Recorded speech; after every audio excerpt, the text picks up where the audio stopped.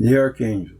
In the scriptures, the destination of the army of Sennacherib is said to have been caused by a blast, and a few verses later it is said to have been the act of an angel of God. The Talmudic and Midrashic sources, which relate that the army of Sennacherib was destroyed by a blast and scourge accompanied by a terrible din on the night following the day when the shadow of the sun returned 10 degrees, are more specific. The scourge was inflicted by the Archangel Gabriel in the guise of a column of fire. In the present research, it has been established that was the work of Mars. Are archangels planets? An old tradition dating back to Aeonic times had it that there are 7 archangels, each of whom is associated with a planet. The 7 archangels were believed to play an important part in the universal order through their association with the planets and the constellation. There is some variation in different versions in the angels assigned to the planets. In some medieval writings, Gabriel is associated with the moon, but in 1 or 2 with Mars. The following, however, makes the identification of Gabriel possible. Gabriel is connected with the foundation of Rome. The Jewish legend says that when Solomon took the daughter of Pharaoh to wife, the Archangel Gabriel descended from heaven and inserted a reed in the sea.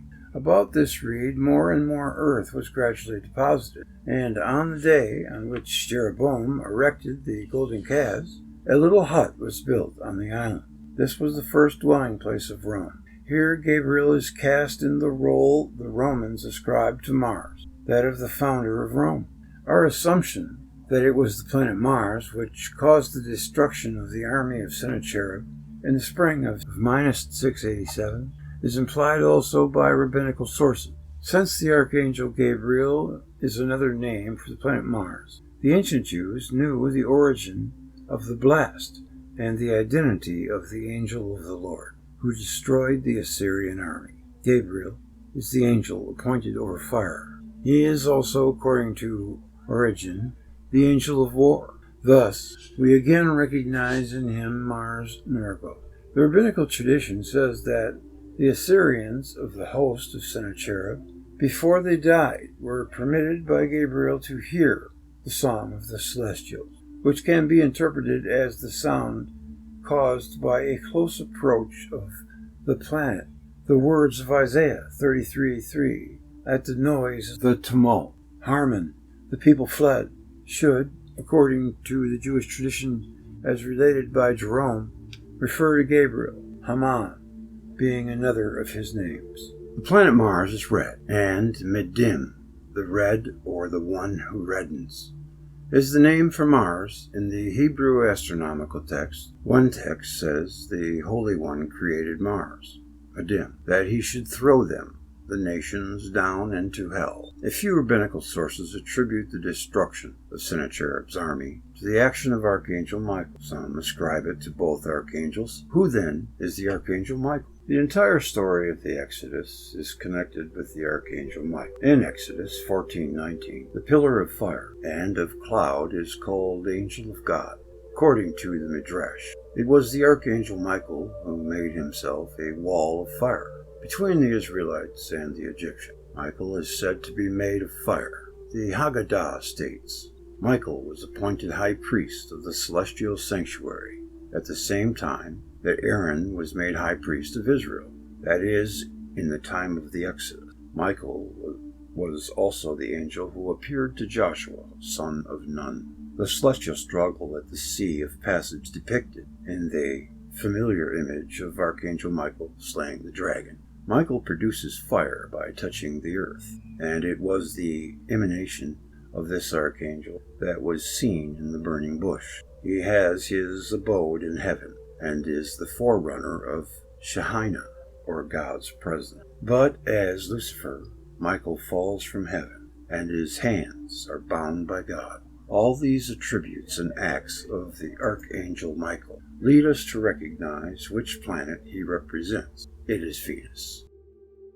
The Archangel Michael, or the planet Venus, and the Archangel Gabriel, or the planet Mars, saved the people of Israel on 2 dramatic occasions. At the Sea of Passage, when the hosts of Egypt pursued the fleeing slaves, could be seen in the distance. The children of Israel lifted up their eyes, and behold, the Egyptians marched after them, and they were sore afraid. The sea was torn apart, and the slaves walked on the bottom of the sea, and reached the other shore. Their enemies were thrown high by the released tides, which fell down when a spark passed between Venus and the earth.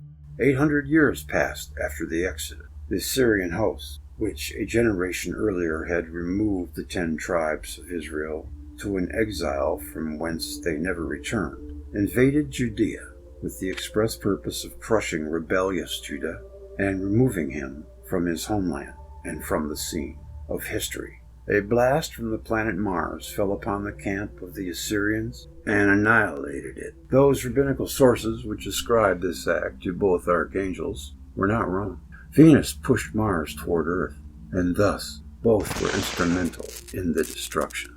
The author of the apocryphal book of the Assumption of Moses knew that Venus and Mars are each as large as the whole Earth. Because of their intervention at moments when the national existence of Israel was at stake, Michael and Gabriel were looked upon as guardian angels of the eternal people. Gabriel is the Hebrew Hercules. Actually, the classic authors made it clear that Hercules is another name for the planet Mars. In the Gospel of Luke 1:26, Gabriel is the angel of Annunciation to the Virgin. In the Roman Catholic Church, Michael is the conqueror of Satan, head of the host of heaven, and first of the saints after Mary. End of subject. Amazing how the meteorites keep falling on the enemy's head and not theirs too. You know, if it's an act of nature, it would be random. It doesn't sound like it's random at all.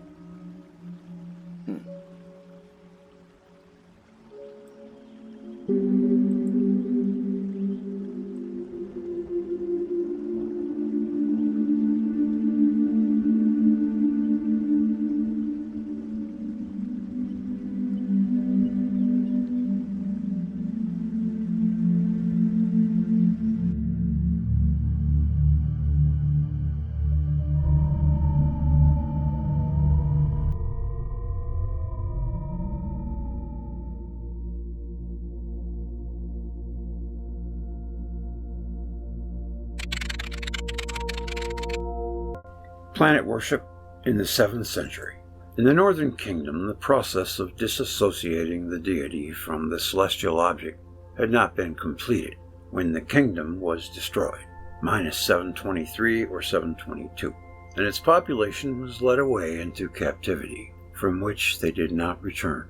And they, the tribes of the Northern Kingdom, left all the commandments of the Lord their God, and made them molten images, even 2 calves, and made a grove, and worshipped all the host of heaven, and served Baal. 2 Kings 17:16. Only a few years after the deliverance of Judea from the hand of Sennacherib, Manasseh, son of Hezekiah, built altars for all the host of heaven in the 2 courts of the house of the Lord.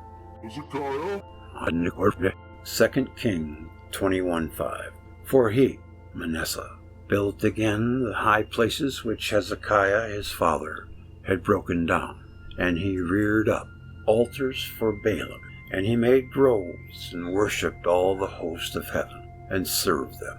2 Chronicles 33:3. It was in the time of Josiah, grandson of Manasseh, shortly before the exile of Judah to Babylon, that a pure monotheism emerged as an outcome of the progress the Jewish people had made during its long struggle for national existence, on the one hand, and for purification of its concept of God on the other. And the king, Josiah, commanded Hilkiah, the high priest, to bring forth out of the temple of the Lord all the vessels that were made for Baal and for the grove, and for all the host of heaven.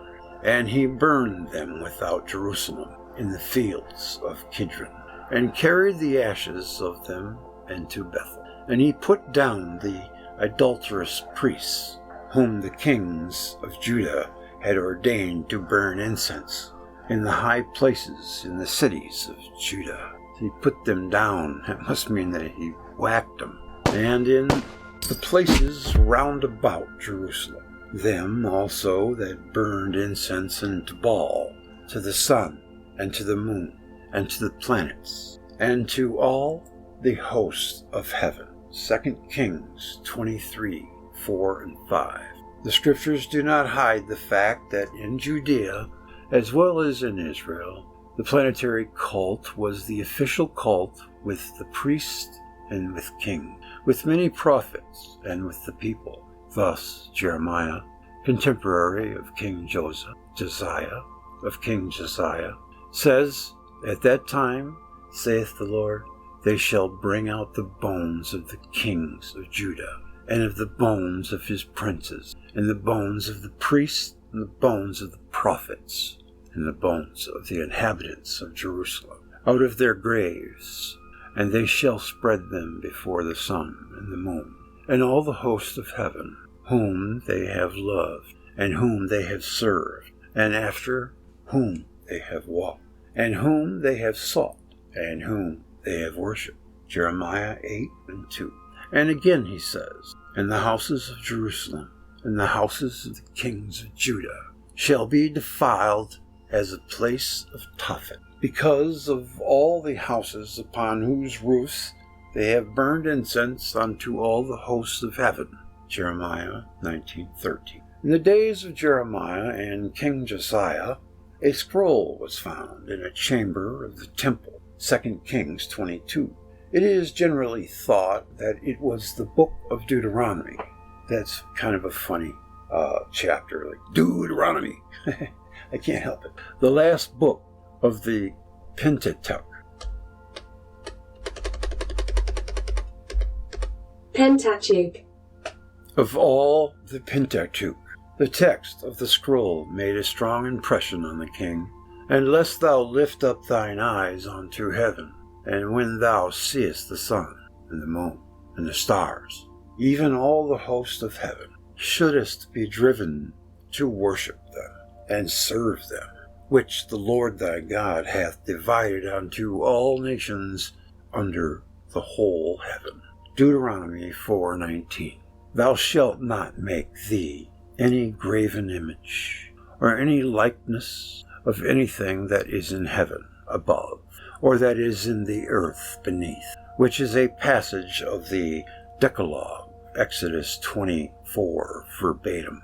If there be among you man or woman that hath wrought wickedness, and hath gone and served other gods, and worshipped them, either the sun or moon, or any of the host of heaven, which I have not commanded, then thou shalt bring forth that man or that woman, and shall stone them with stones till they die. Brutal. Gee. Thus we see the centuries-long struggle. You knew that it had to be wrath, because they're so, murderous. Planets don't go by and leave rainbows. Thus we see the centuries-long struggle for the Jewish God, creator and not an animated planet, itself a creation, being carried on the closing decades before the exile to Babylon, with the help of the book whose authorship was ascribed to Mars. When the people of Jerusalem were exiled to Babylon, and groups of refugees succeeded in escaping to Egypt, taking with them Jeremiah, they said to him, But we will certainly burn our incense unto the Queen of Heaven, and to pour out drink offerings unto her, as we have done, we and our fathers, our kings and our princes, in the cities of Judah and in the streets of Jerusalem. For then had we plenty of victuals, and were well, and saw no evil. But since we left off to burn incense to the Queen of Heaven, and to pour out drink offerings unto her, we have wanted all things, and have been consumed by the sword and by famine.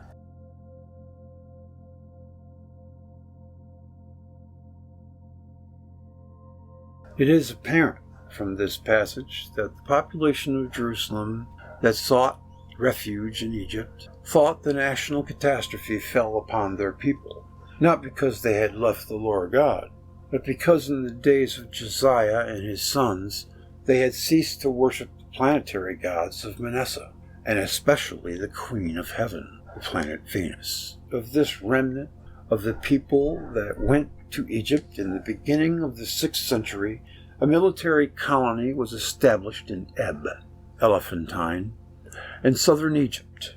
Documents, papyri, of this colony were unearthed in the beginning of this century.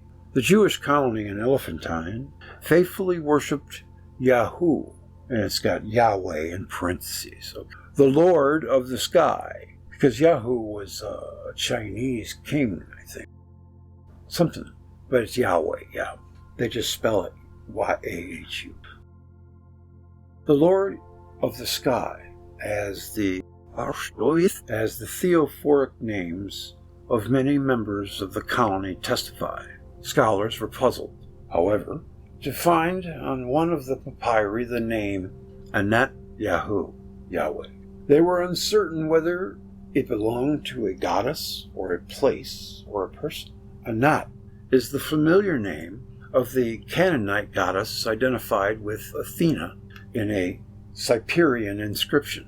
The historical facts revealed in the present research make the understanding of such cult easier. The dark tradition that it was the planet Venus that played such an important role in the days when the forebears of these refugees in Egypt left that land and passed through cataclysms of fire and water, sea and desert, was responsible for this synchronism of name. The Jewish people did not obtain all of its supremacy in that one day at the mountain of law-giving. This people did not receive the message of monotheism as a gift. It struggled for it. And step by step, from the smoke rising from the overturned valley of Sodom and Gomorrah, from the furnace of affliction of Egypt, I really like, as a ring to it, furnace of affliction. Well, and you're known from the deliverance at the Red Sea amid the sky-high tides, from the wandering in the cloud-enshrouded desert, burning with naphtha, from the eternal struggle, from the search for God and for justice between man and men, from the desperate and heroic struggle for national existence on its narrow strip of land against the overwhelming empires of Assyria and Egypt. It became a nation chosen to bring a message to the brotherhood of man and to all peoples of the world. End of chapter. What would you think of that? Pretty good, huh? Yes, I enjoyed it. I did. Thanks for watching. I hope that you got something. Seems to me pretty bona fidely sure that the planets were in time a lot closer to the Earth. I think that's the point he's making. It's in everything they wrote. Please don't forget to like, share, comment, and do donate if you can. If you get something from it and want to give something back, I do understand. Everything I have online is free. Adios, amigos. See you on down the road.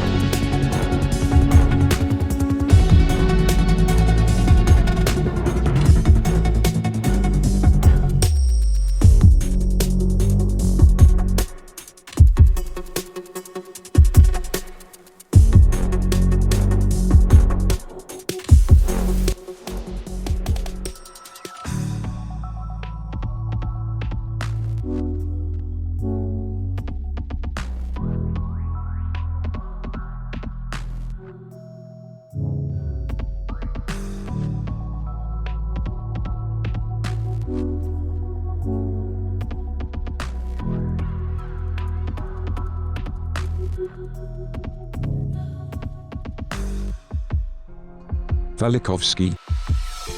Worlds in Collision.